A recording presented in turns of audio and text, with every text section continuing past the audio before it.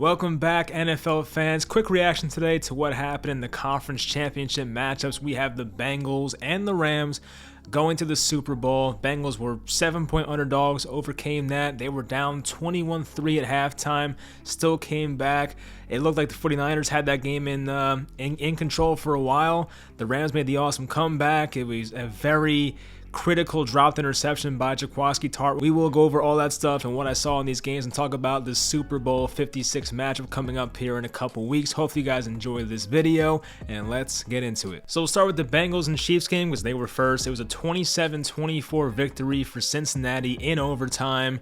We saw the Chiefs won the coin toss in overtime. We said, oh, here we go. The bullcrap overtime rules. Mahomes is going to get the ball, go down and score. Game over. Joe Burrow's not going to be able to touch the ball. And then on third down, somehow, some way, Mahomes just kind of forced the pass on the left sideline. It was tipped off by Bates, I believe. And then Von Bell came down with the interception, returned it near midfield. And it was like, that was the first moment of like, oh my God, the Bengals might actually pull this off. And being 7-point underdogs, and even going back further in time, forget the underdog part. Like for Zach Taylor, it wasn't even a guarantee he was going to see year 3. I feel like a lot of organizations may have fired Zach Taylor after his first 2 years, going over his record since being the Bengals coach. It was a 2-14 first season that led to the Joe Burrow pick. Then Burrow's rookie year, of course, he got hurt. They were 4-11-1. Most times in that situation for most organizations, when you lose that much your first 2 years, they might fire you. And for Zach Taylor to stick around for year 3, have this incredible turnaround, go 10-7, make this playoff run. I mean, this team had the first overall pick just 2 years ago. 2 years ago, it was first overall pick, take Joe Burrow. 2021 season, it was, Burrow plays half the year, tears his ACL, comes back this year. They signed some guys, draft some guys, of course, Jamar Chase, Riley Reif, that signing, all those things helped, of course, but just getting that team, even Chidobe Awuzie, who I forget, but, he's definitely impacted this team as well, but just how far this team has came since 2020, which is not even that long ago, is absolutely unbelievable. And, for those people that think rebuilds take 4 or 5 years, I mean, look, the Bengals did it in 2 years. It's crazy how quickly this was all able to happen for them. But anyway, this game really changed momentum-wise for sure right before halftime. So the Chiefs were like at the 5-yard line of the Bengals. They could have kicked the field goal. There was 5 seconds left. The Chiefs had no timeouts left. Andy Reid kind of gave in to Patrick Mahomes and gave him a chance to put up 6, well, put up 7 technically, and try to take a 28-3 lead at halftime. We've seen that score before. But anyway, they were going to try and go up 28-3, but of course, as we know, Mahomes throws that swing pass to Tyreek Hill. Eli Apple, of all people, throws into the ground inbounds. The clock keeps running, and it goes into halftime at a 21-3 score. So the Chiefs could have taken the 3 points, went into halftime up 24-3, had the momentum, but they went for it, got greedy, and therefore kept the Bengals into the game. Then the second half starts, the Bengals start making plays offensively. Samaje Perine has that long screen pass for a touchdown, and it's like, okay, we got something here. And then all of a sudden, before you know it, the Bengals are back in this game. The game is tied. Evan McPherson's been just unbelievable. It's like Evan McPherson's nobody, basically, is what his name should be. So yeah, I mean, it's crazy how much of a comeback they made in this one. Like most times when you're down 21-3 at Kansas City, it's over. Like, you're not coming back from that. But somehow, and Patrick Mahomes only put up 3 points in the second half. And I have to give the Bengals coaches a ton of credit in this game. That's really what changed everything, because instead of sending 4 guys like they were in the first half, they started sending 3 guys to Patrick Mahomes. And yes, Mahomes had a lot of time. He was doing a lot of just running around, had that pocket awareness and just trying to make plays, improvise. But doing that and dropping the extra guy in coverage, there was nobody really open for Patrick Mahomes to throw to. So Mahomes was taking more sacks in the third and fourth quarter. And just ever since that adjustment was made when they sent 3 guys instead of 4, it's like everything in this game changed. Like, yes, Travis Kelce still had some chunk plays, and for some reason teams don't really guard him too well at this point. I don't know why, but yeah, I mean, just ever since they made that coaching change, the Chiefs' offense was just not the same, and the Chiefs could never adjust. It was weird because you would think a guy like Mahomes, a guy like Andy Reid can make that adjustment of, okay, they're dropping one more guy in the coverage, but how do we beat this? They did not want to run the ball. They had some success running the ball, I believe, with Jerick McKinnon. McKinnon was 12 for 65 on the ground. Clyde Edwards-Helaire was 6 for 36 on the ground, but they did not stick with the run game. That's probably what killed them in this matchup, because if they're dropping more guys in the coverage, if they just ran the ball more, the Chiefs probably win this game, especially having a 21-3 lead. So that makes it even worse. So I feel like the Chiefs kind of beat themselves in this matchup, same way the Bills beat themselves by kicking that ball in the back of the end zone last week with 13 seconds left. So two pretty big miscalculations in Arrowhead, two separate teams, two separate weeks, but still. It's just amazing how far the Bengals have come this year. I'm happy for them, and look, they have a real chance to win it. I gave the Bengals like a 20% chance to win today, so my fault there, but I really did think the Chiefs were going to win. I picked the Bengals to cover the +7, but it just felt like the Chiefs would win this game in the end by 3, 4, 5 points, but the Bengals have pulled off the near impossible, winning at Arrowhead, down multiple scores, and it's just amazing. I'm sure Bengals fans are thrilled, and they have a real chance against the Rams in the Super Bowl. It's not a foregone conclusion. I mean, anyone has a chance, of course. I'm a Giants fan. I've seen it all, but they have a real chance. It should be a pretty close spread in the Super Bowl, but once we saw the Chiefs won the coin toss, we pretty much thought that game was over. They would go down easily, but the Mahomes interception happens. It was crazy. Even B.J. Hill, the former Giants defensive tackle, had an interception in this game, so that was cool to watch. But yeah, it was a great game, overtime game.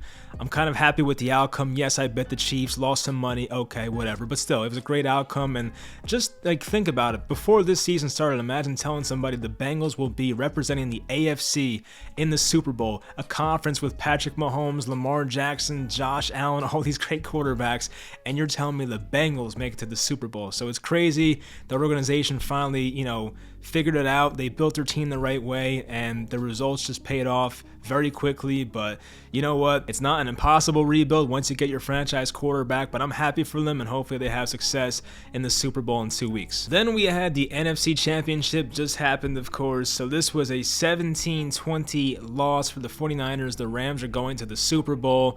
This game had all the narratives, how Sean McVay lost his last 6 games versus Kyle Shanahan, the Matthew Stafford trade, Von Miller trade, signing OBJ. The Rams are all in. They got to make it to the Super Bowl, and they did it. Like, it's pretty crazy how we got here, and the Rams have built their team in such an unconventional way, but it's worked out for them. And Matthew Stafford looked a bit banged up in this game. He made some very bad throws, just ones that make you question, is he injured? Because that one throw he made to Jaquiski Tartt down the middle of the field was such a underthrown, terrible, inaccurate pass that you have to think that Matthew Stafford, who has historically been a really good deep ball thrower, there must be something wrong. The guy was banged up all game, it seemed like, and limping off the field at some points, but Stafford's a warrior. I've always been a fan of his, so I'm happy he made it to the big game. Obviously, I'm a big Odell Beckham fan, happy for him as well, but we'll talk about this game real quick. The Niners had a 17-7 lead after 3 quarters, and for those who have followed the NFL for the past few years, 5 years I'll call it, we know that Kyle Shanahan does not have the most success in these big games. I think Shanahan's a great coach, but just going back to his history with the Super Bowl 51 28-3 loss and some of the play calls that happened there with the Atlanta Falcons, going back to the Super Bowl back in 2019 when they played the Chiefs, they had a 7 to 10 point lead in the fourth quarter. I think it was 10-point lead. They blew that in the fourth quarter. And then this game, a 17-7 lead entering the fourth quarter. The Rams scored 13 unanswered, and that's the game. And really what happened was the 49ers had no offense whatsoever in the fourth quarter. Jimmy Garoppolo was holding onto the ball for a long time and was getting sacked, a lot of pressure. Then that final play happens. He throws a terrible pass. It gets batted in the air, intercepted with a minute left, and there was only one timeout left, so that was the game. And the Rams were able to win that one and advance to the Super Bowl. So I still want to see what the outcome is for Super Bowl 56 to determine, was the Matthew Stafford trade worth it? It's looking like it is right now. The Von Miller trade, they traded a second and third round pick to get him. So trading the 2 first-round picks, getting rid of Jared Goff, taking out more money, and then trading 2 very high picks, second and third round picks for Von Miller to make one Super Bowl run, maybe a few, of course, with Matthew Stafford, but Von Miller, I don't know how many great years he has left in him, but to get Matthew Stafford, of course, and trading 2 first-round picks, it's like, wow, you really are all in right now. You cannot afford to go about this season and not make it that far. They made it to the Final Four, that's great, but you got to win a championship, and they have not done it yet, but just to get themselves to the Super Bowl, the mission is somewhat accomplished for the Rams. And there's that stigma with the Rams when Jared Goff was there that they can't get as far as they want to because they're being held back by the quarterback. And yeah, there were limitations with Jared Goff, but I'm not going to sit here and act like Matthew Stafford played a perfect game. It should have been 2 interceptions. He threw a bad goal line interception in the first quarter. Most people will forget about that play by now, but Cooper Kupp had no separation, tried to force it in there, and it was batted up, intercepted at the goal line, so that was 7 points taken off the board right there. But the Niners defense, for the most part, they played pretty well. It seemed like a lot of times Matthew Stafford was given too much time. He was able to find some guys downfield, but there were so many bad drops in this game. There was like 2 plays in a row where it was Cooper Kupp had an awful drop on a deep slant, would have been like a 30-yard gain, would have got them inside the Niners 15-yard line. And then the other white dude, what's his name? The guy with the long last name? Ben Skawarnik, I think it is, number 18. He dropped a terrible, it was just an awful drop. It was a great deep ball. The 49ers defense was lost. They let him get behind him wide open. It like hit off his hands and dropped to the ground. So it was a game of just a lot of missed opportunities. There was a dropped interception by Jaquiski Tartt that it would not have iced the game, but it would have given the Niners a lot of momentum. There was a dropped interception by Jalen Ramsey, which was a big play in the fourth quarter. Didn't matter, of course, because they won. But even like the Cooper Kupp drop, the other drop by the other guy on the Rams, I mean, just a lot of bad drops in this game, and just a few things. If they went a different way, it could have been a whole different outcome. So the Jaquiski Tartt interception happened, or almost interception, sorry. It's funny because Joe Buck literally said, intercepted. Oh no, he dropped it. Like, he was fooled too. And it's one of those plays where, like, you're thinking, like, watching the TV, you're like, oh, I could have caught that. But, like, realistically, I think a lot of people would have caught that ball. It was just a straight, post route type play, and Matthew Stafford throws an awful pass, and Tartt has nobody within 10 feet of him, and it's just right there, and somehow he just drops it. He had a couple chances, he bobbled it a couple times, and it fell to the turf, and he felt terrible. His body language was all messed up afterwards. He had to get a pep talk from Fred Warner on the bench about, to keep your head in the game. We can't have this affect us going forward, but it was a 17-14 lead for the Niners on that play, 9 minutes left, and after the dropped interception, the Rams got into field goal range and were able to tie the game, make it 17-17. So if Tartt comes down with the interception, it all of a sudden becomes 49ers ball, still a 17-14 lead, but the dropped interception led to 3 points by the Rams offense. So that is one of the biggest turning points in this game, obviously. And I feel bad for Tartt. He's a good player. He's been there for a while, but just to have that happen in such a big moment, it's pretty much going to be all you're remembered for at this point. Like, I'm sure Niners fans appreciate the guy, but every time they're going to think about Jaquiski Tartt, it's going to be like, oh my God, that's the guy who dropped the interception in the NFC Championship game 2022. It's like, that's how magnified these games are, unfortunately, for some players when they make a bad play or make a mistake. I mean, the reason Brandon Bostic's name is still remembered by Packers fans is not a good thing, obviously. So I did come into this game expecting the Rams to win. I thought it would be a bit easier. I picked the Rams to win by 3.5 or more, so I did think it would be a bit more of like a 7 to 10 point win for the Rams, but the Niners battled. They stayed in it. I mean, the Niners offense wasn't great. Garoppolo made some nice throws, but he also missed some as well. Like, even on the first drive, I think the one that George Kittle over the middle of the field threw it over his head would have been a massive gain. He hit Kittle on a nice throw in the end zone later in the game, but Jimmy Garoppolo, of course, was a mixed bag. It is what it is with him. And you have to wonder with the 49ers, I mean, it's going to be Trey Lance next year most likely, unless they need 2 years to develop him, which I don't know why they would. So I'm assuming Jimmy Garoppolo will either be a backup for that team, a very expensive one, or they'll cut him or try to trade him. I'm assuming Jimmy Garoppolo will not be on the 49ers next year. Some team that needs a bridge quarterback can get Jimmy Garoppolo, and he's fine. He's a winner, as they say, but Jimmy Garoppolo is an average to below average quarterback. He does have a good record for his career, but playing with the Patriots and 49ers and good systems, good schemes, that will help you. So we'll see what Jimmy G does going forward, but I'm very excited to see what this new era of 49ers football looks like with Trey Lance, a guy that I liked coming out of North Dakota State. So I don't know what he's going to be like. It might be a mixed bag, of course, because he has a crazy amount of upside, but has the accuracy issues, not great on touch passes, all that kind of crap, but just how he is with the football in his hands as a runner, very physical, kind of fits the mold of the physical runners with on this team with Debo and Kittle and Ayuk. You don't want your quarterback to be a physical runner, but it's going to help in certain situations on 4th and 1s, goal line plays, 3rd and 1s. So Trey Lance, that era will be exciting, but they'll have to wait for next year.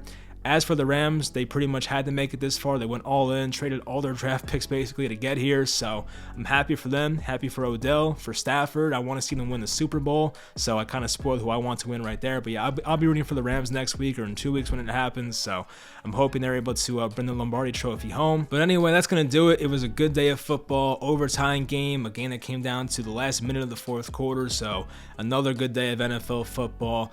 We'll see what happens in 2 weeks. I'm picking the Rams. I'm not sure what the spread will be. I'm going to guess right now it's going to be like 3.5 in favor of the Rams, but that's just my guess. I have no idea, so we'll find out what happens there. But hopefully you guys enjoyed this video. Me and Andrew will be back for the spread pick show probably next week at some point, make our Super Bowl picks, talk about some storylines, narratives, maybe Tom Brady if he officially retires by then, and all that good stuff.